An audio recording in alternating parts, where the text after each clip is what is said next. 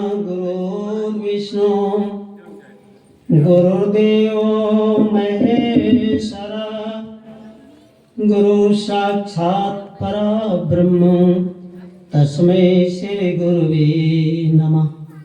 ध्यानमूलं गुरुर्मूर्ति पूजामूलं गुरुपदं मंत्रमूलं गुरुर्वाक्यं मोक्षमूलं गुरुकृपा। गुरुर्देवो गुरुर्धर्मो गुरुर्निष्ठा परं तपः गुरुपरं नास्ति नास्ति तत्त्वं गुरुपरम्। मंगलमय मंगलकरण दीनबंध गुरुसन जन्म मरण दुख दमन हित बारंबार नमन। बोले सद्गुरुदेव की जय। अर्चनीय वंदनीय पूजनीय पूज श्री गुरुदेव जी, पूजनीय श्री साहिब जी, मंच पर विराजमान मधुमंगल में संत समाज तथा साध्वी बहनें, माताएं, भाइयों, बहनों तथा बाल गोपालों, तेरे दिवसीय कार्यक्रम का आज दूसरे दिवस का प्रथम सत्र, जिसमें आप अभी पहले प्रथम पाठ श्रवण किए, उसके बाद भजन और विचार। समय तो आप जानते हैं, समय बड़ी तेजी से बीत रहा है और टाइम से बंद करना भी जरूरी रहता है, क्योंकि सब लोग दूर दूर से पधारे हैं। शायद मैं आप लोगों के समक्ष एक पद पर विचार दे रहा हूं। सदगुरु कबीर देव का विजक में जमीनी प्रकरण में 44वां शब्द बहुत प्रसिद्ध है, बहुत अच्छा है, जिसमें सदगुरु कबीर देव कहते हैं, कबहु न भयो संग साथा, ऐसे जन्म गंवायो आछा, बहुर न पई हो ऐसो थाना, साधु संगत तुम नहीं पहचाना। अब तो रोही है नरक माँ बासा, निस दिन बसो लबार के पासा, जात सबन कहाँ देखिया, कहाँ कबीर पुकार, चेतवा हो तो चेत लो, नहीं दिवस परत है धार। धार शब्द कबीर साहब देश विदेश लिखे हैं साहब, सभी प्रांतों में घूमने के लिए जाते थे। यहाँ धार शब्द जो बोले वो गुजराती शब्द है, वहां बोलते हैं धार पड़ गए। जैसे किसी के यहाँ छापा मार दिया, सरकार ने आज छापा मारती तो उसको भी धारे बोलते हैं। और वो डाकुओं को बोलते हैं जो आते हैं रात्रि में, तो रात्रि में तो डाकू आते हैं, ठीक बात है, पर दिन में ही तो साहब कहते हैं, चेतवा हो तो चेत लो, नहीं दिवस परत है धार। अरे दिन में ही डाका पड़ रहा है और डाकू आते हैं तो क्या ले जाते हैं बताओ? डाकू आते हैं तो भाई जो हमारे धन संपत्ति उसी को ले जाएंगे ना। और ऐसे भी डाकू आ जाते हैं कि जो भी गल्ला है आपका, गेहूं चावल दाल है, तो ऐसे भी ले जाते हैं, जहाँ कोई डर नहीं भय नहीं, तो वो भी उठा के सब ले जाते हैं। तो इसीलिए यहाँ पर साहब में कहते हैं, चेतवा हो तो चेत लो। क्यों? यदि आज नहीं चेतेंगे तो फिर कब चेतेंगे? इसलिए साहब हमें बहुत सुंदर इसमें विचार दिए। कहते चेतवा हो तो चेत ले, नहीं दिवस परत है धार। बोले आज ही चेत सकते हैं मनुष्य शरीर में, इसीलिए मनुष्य शरीर की बहुत बड़ी विशेषता गाई गई। मैंने कल थोड़ा विचार दिया। दूसरी विशेषता यह आई कि भाई संतों को हम पहचाने। साहब कहते हैं कि कबहु न भयो संगो साथा, ऐसे जन्म गवायो आछा, बहुर न पई हो ऐसो थाना। बोले क्यों? कि साधु संग तुम नहीं पहचान। संतों के संग में पहचानने के लिए कहा गया है। संत जो है, या तो आप सत्संग में पधारो तब संत महापुरुष मिलेंगे, या तो अपने घर में बुलाओ, दो में से एक ही हो सकता है। सदगुरु श्री ज्ञान साहब जी की एक पुस्तक है यहाँ हम कुछ लाए हैं, उसका नाम ही है दो में से एक।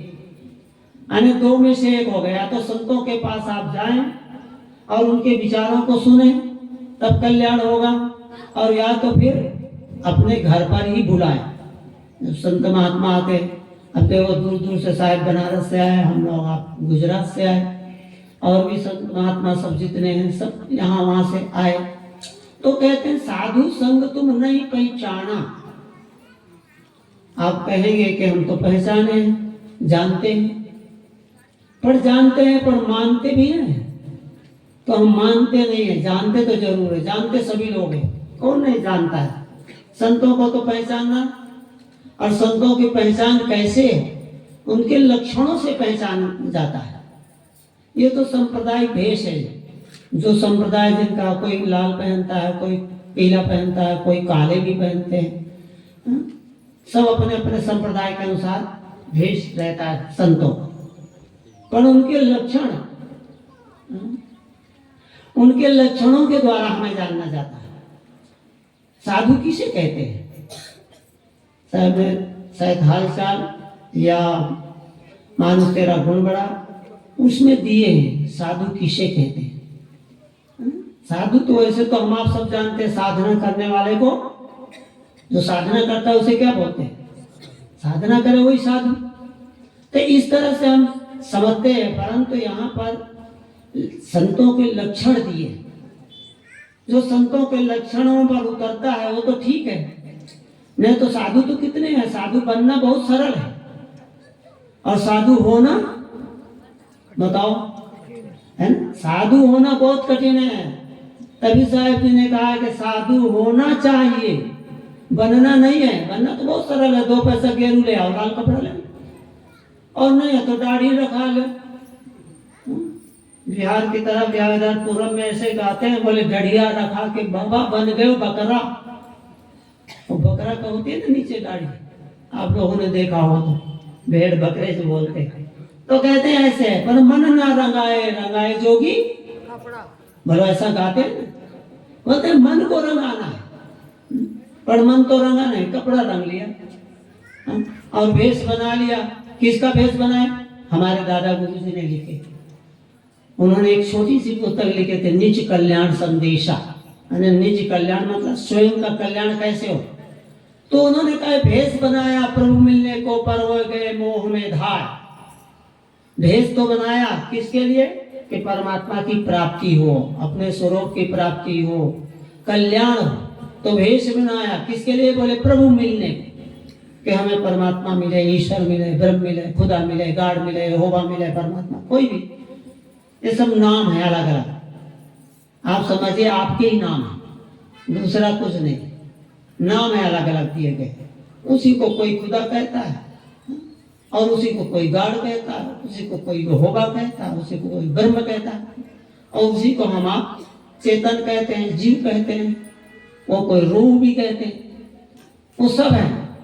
कौन है? ये सब नाम है। किसके नाम है? जो अंदर रहता है हमारे आप, जिसके रहने से हम बोलते हैं, जिसके रहने से आप सुनते हैं। और जब वो चला गया तो सब बोलना बंद के नहीं बंद? जब वो चला गया तो बोलना भी बंद और सुनना भी बंद। कान तो रहता है फिर सुने, आंख भी रहती है पर देखे कुछ नहीं, सब कुछ बंद हो जाता है, समझो। तो वो कौन है? वही आत्मा है, चेतन है, रूह है, और वही ब्रह्म है। ब्रह्म किसे कहते हैं? जो सबसे बड़ा है वही ब्रह्म है। बृहत्वात् ब्रह्म इसीलिए कहा जाता है, वो सबका है, सबका जनैया है, इसीलिए उसको ब्रह्म कहते हैं। और ब्रह्म क्या है? श्री अब्दुल साहब जी जब हम बनारस में पढ़ते थे, 75 की बात है, 1975, अभी कितना चल रहा है? अब 1925 होने वाला है। अरे 2025, 19 तो चला गया। तो 75 की बात है, जब हमारे को छुट्टी मिलती थी, हम सन्यासी आश्रम में रहते थे, हाथीराम मठ बहुत प्रसिद्ध महात्मा सिद्ध पीठ थे, तो वहाँ रहते थे। जब हमें छुट्टी मिले तो साहब जी के पास पहुँच जाते थे, क्योंकि वहाँ बुला नाला में साहब प्रेस कर ही रहते थे। श्री परीक्षा साहब जी उनकी सेवा में साहब है, और जितेंद्र थे एक संत। तो 2 महात्माओं से साहब जी के रहते थे। तो हमको भी जब छुट्टी मिले तो वहाँ पहुँच जाए। तो साहब एक वाक बोले, क्या बोले? देखो तुम्हारे ब्रह्म का हमने खंडन कर दिया, बोलो सदगुरुदेव की। आप लोग जे नहीं बोल तो क्या बात है? माने सब बिल्कुल सिद्ध हो गए हैं। वास्तव में सिद्ध है तो उसके लिए कोई नियम नहीं है ना? पर नहीं, कम से कम जयकारा करो, जयकारा लगाओ। आप देखते हैं हमारे धीरेन्द्र शास्त्री जी गोसाई जी बोले वो कितनी तालियां बजाते हैं बताओ। उससे भी कसरत होता है, व्यायाम होता है, ऐसे नहीं कहते। महात्मा लोग जो भी कुछ कहेंगे कहते हैं जो केला के पात में पात पात पर पात, तो संतों की बात में बात निकलती है? तो ऐसे नहीं जो संत महापुरुष ऐसा करते हैं। वो हमें आप कहते हैं कि ताली बजाओ तो आप संकोच करते हैं। अरे जोर से बजाओ। आप 10 मिनट रोज बजाएंगे कोई बीमारी नहीं रहेगी। हमारे डॉक्टर साहब आए हैं तरिया से, सोनपुर से, तो उसे पूछो, वहां जाने की जरूरत नहीं, डॉक्टरों के पास नहीं जाना पड़ेगी। आप ताली बजाओ 10 मिनट खाली रोज बजाएगा, अब फिर देखो आपकी कोई बीमारी नहीं लगेगी। यही सब पॉइंट है। ये नशनाड़ी ऐसे नहीं महात्मा लोग कह देते भाई बजाओ, वो तो एक निमित्त पड़ता है। इसीलिए ऐसे नहीं जयकारा लगाते। जयकारा लगाने का मतलब ये होता है कि आप भी चैतन्य हो। ऐसे बैठे हो, आप सब बैठे हैं, हमारे सामने जितने भी हैं वो ऐसे बैठे हैं आराम से। और आप बुढ़ापा ना चाहते हो तो जरूर ऐसे बैठा कीजिए। अब बुढ़ापा चाहते हो तो ऐसे बैठे, ऐसे बैठे, है ना? ये रीढ़ की हड्डी आपकी हमेशा ठीक रहना चाहिए। 75 वर्ष, देखो हमारे भी 75 वर्ष लगभग हो रहा, पर हम अभी नहीं, हम सोचते थोड़ा भाई बुढ़े। 1 घंटा रोज कसरत करते हैं। आपके यहाँ भी सुबह 4 बजे उठ जाएंगे और नित्य नियम करने के बाद 5 से 6 तक कसरत करते हैं। फिर बाद में घूम भी आते हैं, आपके जाल बांधो तक गए और उधर से वापस आ गए। साहब जी हमारे जाते हैं सुबह से। तो ऐसे कुछ ना कुछ करना चाहिए। तो संतों की बात ऐसा है। अब हम क्या बात बतला रहे थे, पकड़े हो कोई? हम क्या कह रहे थे? आश्रम का बतला रहे थे। हाँ साहब जी का देखो उन्होंने पकड़ लिया। तो साहब जी एक बात कहते थे, क्या कहते थे?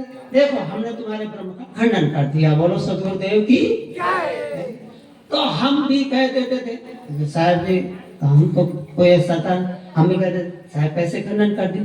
आप तो बोलते हो ब्रह्म है ही नहीं। आप बताओ, जब आप कहते हो ब्रह्म है ही नहीं तो खंडन किसका किया? बोलो सदगुरुदेव की जय। जब है नहीं तो खंडन कैसे बताओ? तो फिर साहब हंसने लगे। अरे खंडन जो मानंदी है उसका खंडन कर दिया है। मानंदी का खंडन होता है, ब्रह्म का खंडन नहीं है? ब्रह्म कैसे? ब्रह्म जो सत्य वस्तु है कोई खंडन कर सकता है बताओ? इसी पर हरिद्वार में बहुत बड़ा तूफान हो गया था। उन्हें महात्मा ने कह दिया, बोले जैसे शंकराचार्य जी ने बुद्धों को कत्लेआम किया है ऐसे सारे पार्थियों को मैं कत्लेआम करा दूंगा। कुंभ मेला की बात है, शुरू की बात। शुरू में हम लोग गए थे सब पार्गेशन और साहब जी के बीजक को ले लिया और महात्मा एकदम से बिगड़ गए। इन्होंने ब्रह्म का कैसे खंडन किया? बहुत उपाधि रहे, परंतु जो मेला इंचार्ज थे, देखो संयोग ऐसा कि मेला इंचार्ज भी कबीरपंथी थे आगरा के।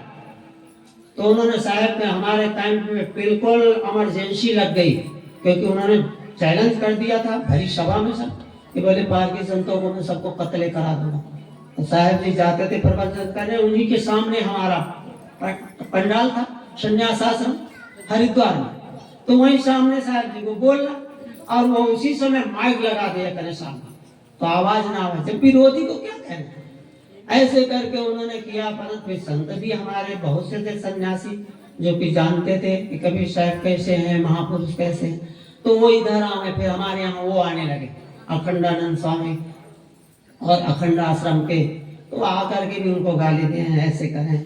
धीरे धीरे सब ठंडा हो गया। जिन्होंने ऐसे किया था वही भाग गए, दूसरी गद्दी में पहुंचे, फिर रामानंद गद्दी में पहुंचे। जब इलाहाबाद में कैंप था हम लोगों का, तब फिर आकर के प्रणाम करें, बोलो। इसीलिए कहते क्षमा बड़न को बोल दो, है ना? क्षमा बड़न को चाहिए और छोटों का उत्पात। और क्या विष्णु का घर गया जो भृगुन मारी, है? जो बड़े होते हैं वही क्षमा करते हैं। साहब जी तो कोई हम लोगों की तरफ से कोई उत्तर ही नहीं उनको। वो गाली दे कुछ भी करे वो तो आनंद से प्रवचन करके चले आए। परंतु बात यहाँ तक पहुंच गए। स्वामी जी थे, स्वामी जी झाड़ियों में रहते थे और उनका नाम था विरक्त संत थे, बहुत विरक्त मंडली। तो हम लोग सब जब भी निकलते थे मेला क्षेत्र में तो 40-50 जो भी संत थे सब जमात साथ में निकलते थे, एक जन कोई नहीं जाता। अड़र हो गया जब, क्योंकि भाई सन्यासी विरोध करते हैं तो कैसे। तो इसलिए हम लोग वहाँ झाड़ियों में गए। वहाँ भी कबीरपंथी संत हमारे बहुत से जो लाल कपड़े किए हुए थे। हम तो 8 वर्ष तक रहे, पर इसी तरह रहे, हम लाल करने की क्या जरूरत। जो हमारा भेष है वो रहा, भाई पढ़ने के लिए आए। हमें मंडलेश्वर जी परमार निकेतन में पढ़ते थे, 8 वर्ष रहे हूँ। स्वामी भजनानंद जी महाराज थे, हमें बार बार कहा करें भैया जब ये शिवरात्रि आती है बोले सन्यास कब लोगे। अरे महाराज हम लोग तो सन्यासी हैं, कबीर पंथ में सफेद कपड़ा पहनते हैं, और वो लोग सोचते थे कि सफेद कपड़ा ब्रह्मचारी होगी, ऐसा मान करके। तो हम कहें कि नहीं ये सब सन्यासी है महाराज। तो ऐसे वहां पर लाल कपड़े वाले बन जाते हैं सब लोग, बहुत से कबीर पंथी।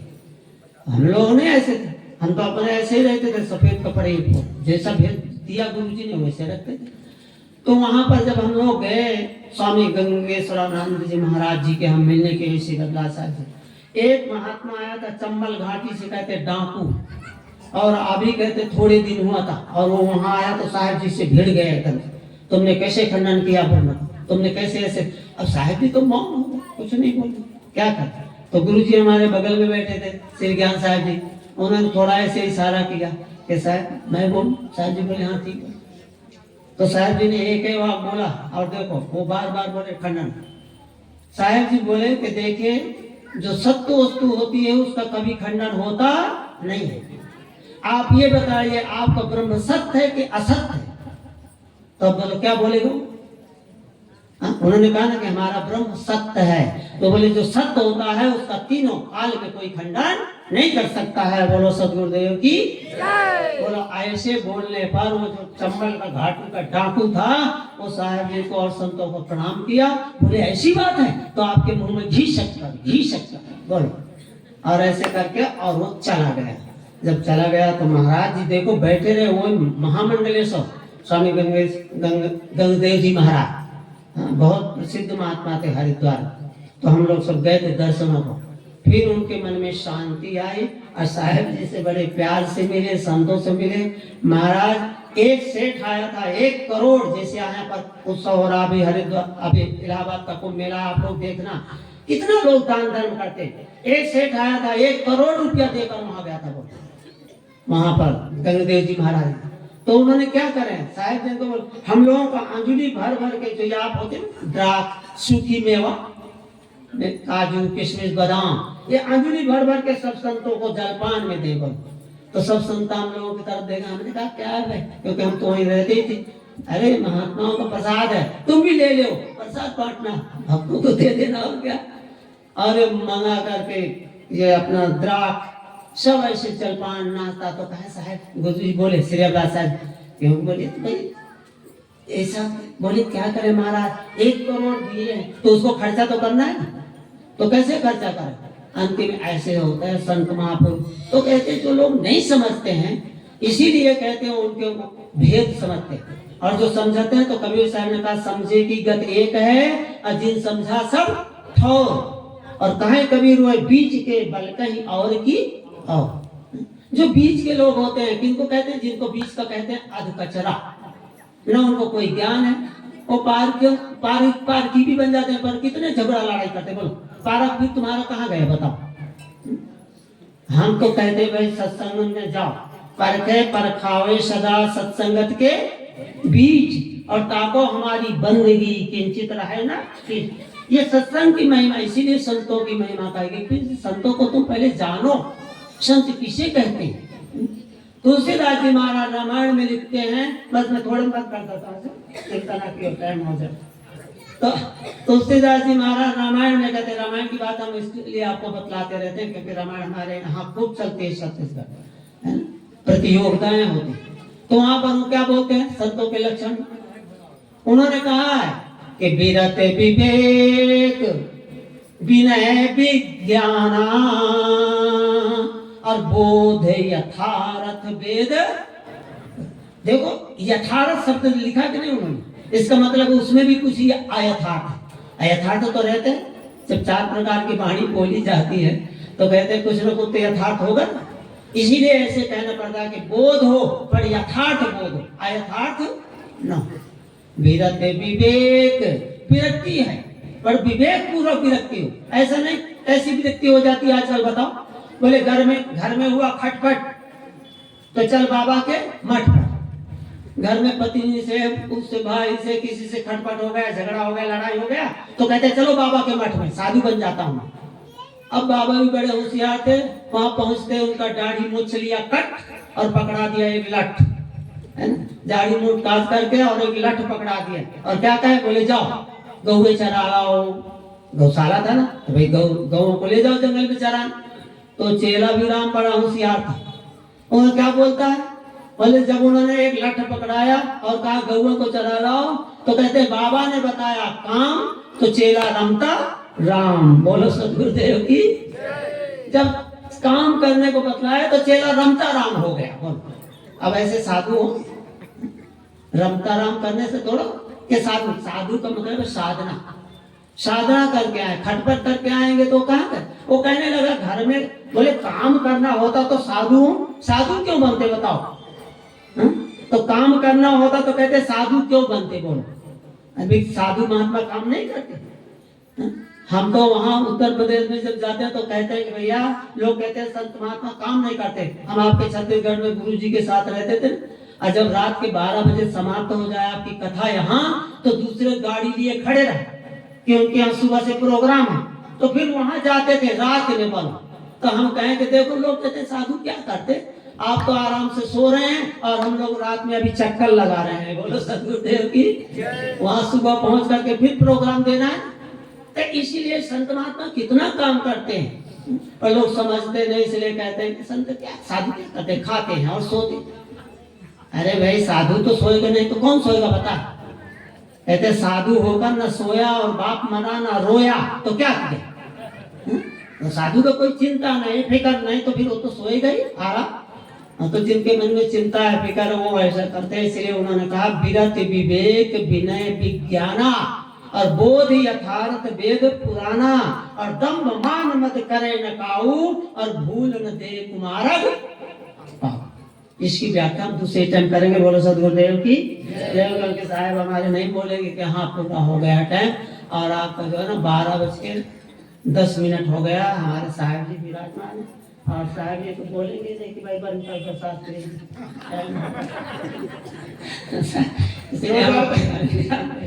जोरदार ताली बजाने हमारे साथ। बोलिए सदगुरु कबीर साहेब की जय। कहते अभी 5 मिनट। अरे भाई 5 मिनट कोई भरने हम आपको दे देंगे। 5 मिनट को हम दान में साहब जी हमें दे दिए हैं, जी उसका सदुपयोग करें। सज्जनों देवियों, बहुत सुंदर और व्यवहार की कला के संबंध में बातों बातों में बड़ी बात साहब जी हम सबके बीच कह दिए।